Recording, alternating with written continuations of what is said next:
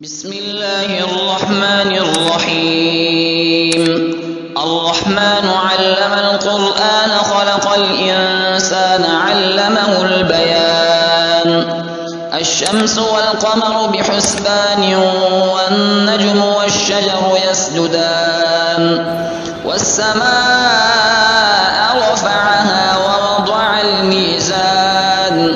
ألا تطغوا في الميزان وأقيموا الوزن بالقسط ولا تخسروا الميزان والأرض وضعها للأنام فيها فاكهة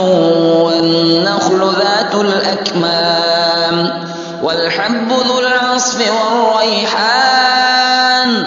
فبأي آلاء ربكما تكذبان خلق الإنسان من صلصال كالفخار وخلق الجان من مارج من نار فبأي آلاء ربكما تكذبان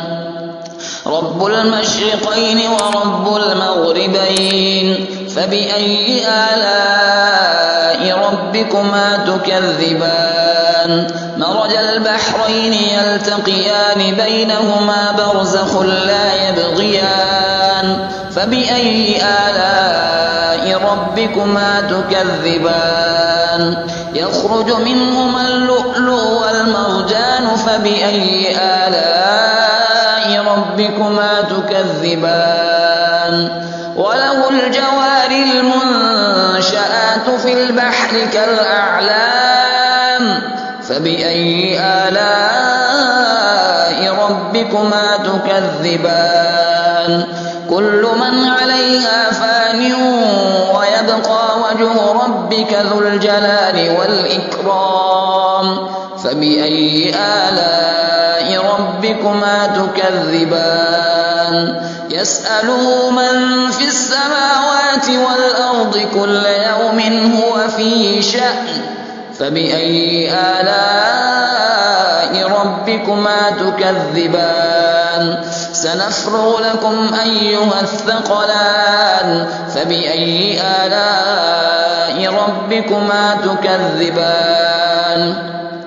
يا معشر الجن والإنس إن استطعتم أن تنفذوا من أقطار السماوات والأرض فانفذوا لا تنفذون إلا بسلطان فبأي آلاء ربكما تكذبان يرسل عليكما شواظ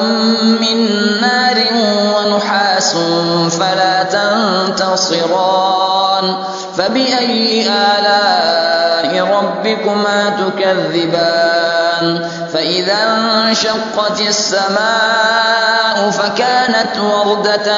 كالدهان فبأي آلاء ربكما تكذبان فيومئذ لا يسأل عن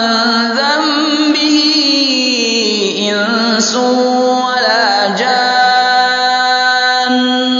فبأي آلاء ربكما تكذبان يعرف المجرمون بسيماهم فيؤخذ بالنواصي والأقدام فبأي آلاء ربكما تكذبان هذه جهنم التي يكذب بها المجرمون